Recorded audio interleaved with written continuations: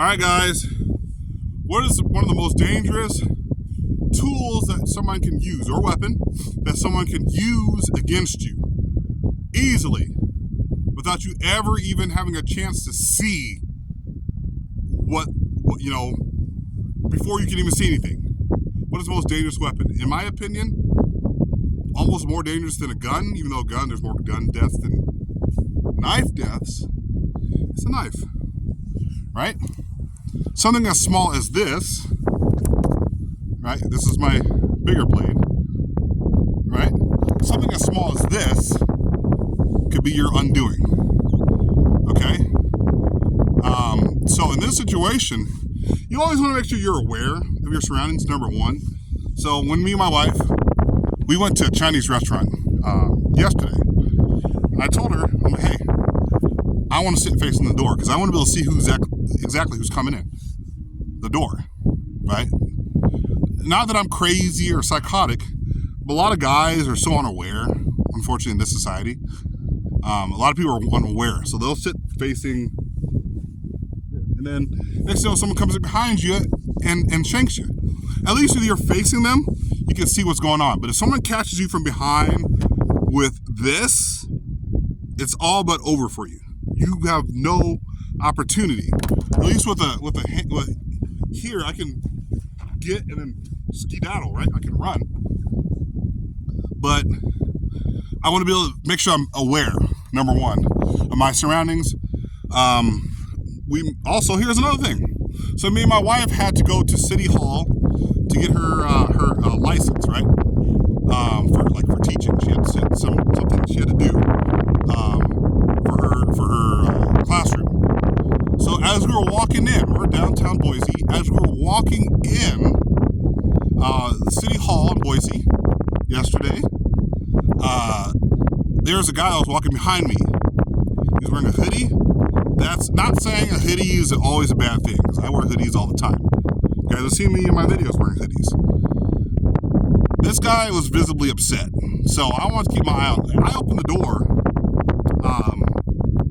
I opened the door for my wife, but instead of me opening the door for my wife and then just walking in and letting him walk in behind me, I decided to open the door for him, or at least hold the door so that he can, as he's coming in through the door, I'm able to hold the door long enough for him to be able to come in. But if I'm just going to open the door for myself, I see him coming behind me, open it for myself, and just keep walking, he could come up behind me. This guy was visibly upset, and guess what? Guess what happened? I could tell this guy was upset.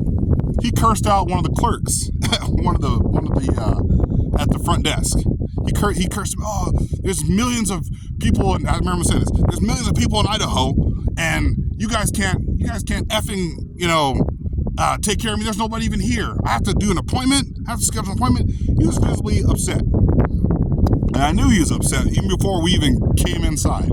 He thanked me for opening the door for him, but I'm just making sure that I'm aware of my surroundings, right? Because if he came in, if the closer I am to him, and say he has a gun, I could, at least protect my wife, right? Not in a great way, but I could take some bullets if I needed to, and I can alert security. And if security's gonna come, I'd probably pretty much be the only one that would die in that scenario. But if I'm too far away from the guy, and I see he's visibly upset, there's less of a chance for me to be able to react to him, right? The further away I am away from him, how am I supposed to be able to stop bullets? If I'm up on him, if I'm up on him and he tries to pull his gun, I could restrain, grab. His day is not going to go the way he thought it would go, where he'd just be able to walk in and do something crazy with no resistance. Because most Americans are unaware of everything that's going on behind them, around them. It doesn't matter. So, awareness, right? Awareness. So, it's better for me to be closer in certain situations than further away. The closer I am, the better chance I have of maybe protecting myself in certain situations. The further you are away and he's got a gun, well, no, obviously I can't do anything. In knife scenario, if he pulls out a knife, right, and he's coming, and I guess if I'm far enough away, I can run, but I'm in a building and my wife's there. I won't be able to protect her if I'm far away and she's over here and then this guy's between us. No, I'd rather be closer to him, between him and my wife, than over here. My wife's over here and he's here and he gets upset and he runs at her and I'm over here. You freaking failed in life, right? So sometimes closer is better.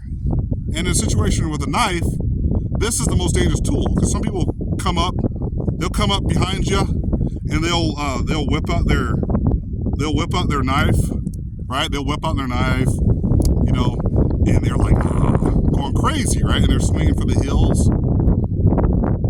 This is probably the most dangerous tool that someone can use, right? Because it's so concealable, and people carry knives all the time. I've seen people carry knives, right? They'll carry them on their belt, or wherever they're going, right? They'll just carry it. They have a little tool here, and they're like, oh, here, and they can just whip it out on you. But as long as I'm aware, I have a little bit better chance than standing here and looking over here and just not paying. And he's got me like 12 times before I can even turn around. So the ability to be able to not stop him, because you're going to get diced up. But at least as you're getting diced up, you're able to do something than standing here. Would you prefer this, where someone's getting you in the back, or this, where you're trying to grab them, you're wrestling with them, you guys are rolling on the floor? Security, you have slightly better chance of somebody coming up and trying to help, maybe not, probably not, but it's better than you going out the way where you go out dumb. Don't go out dumb, guys. Go out aware. Like if that does happen, you're able to protect your family members. And once again, with a knife, basically the same thing. If I have a knife in that situation and somehow he has a knife, that's just kind of a crappy situation. Really bloody situation, really. But in that situation, it's almost the same thing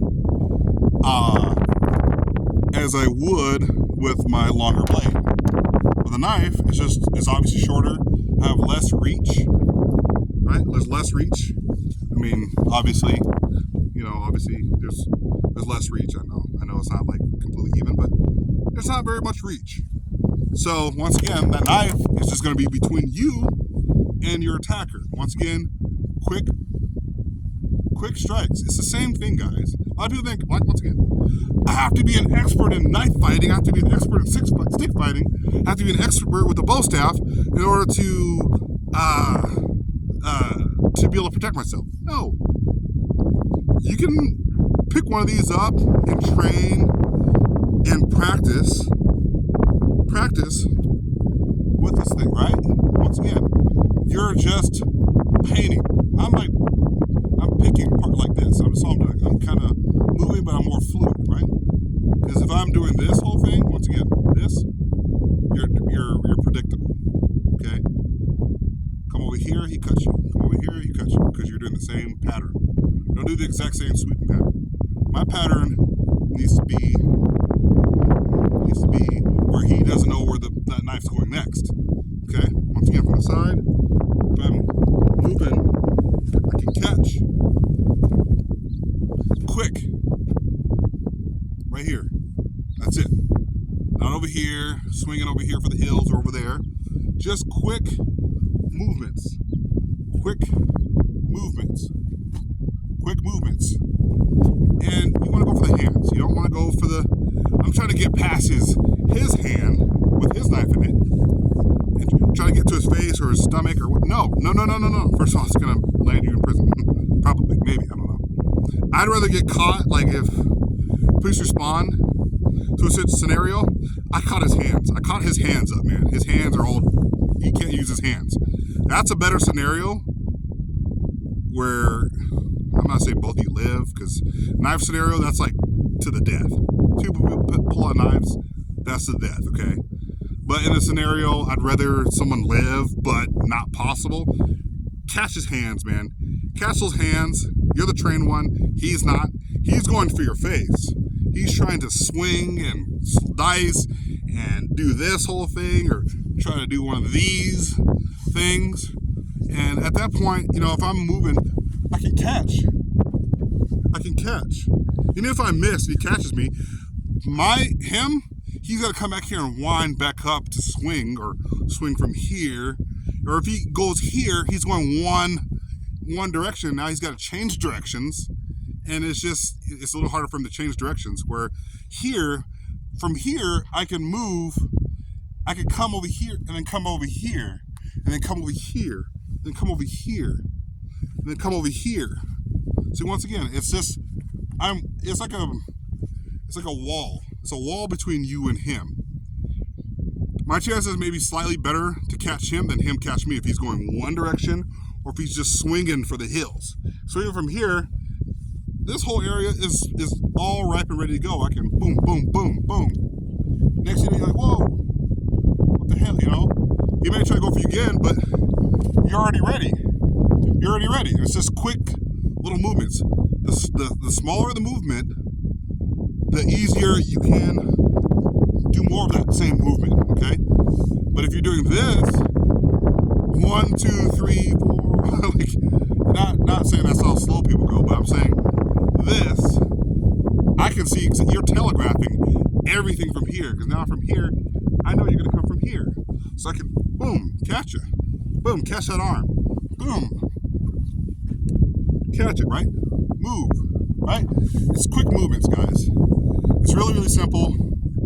This is how to protect yourself against a knife attacker, okay? So stay safe, self-defense always, not defense, self-defense, okay? Self-defense. Protect your loved ones. Stay safe.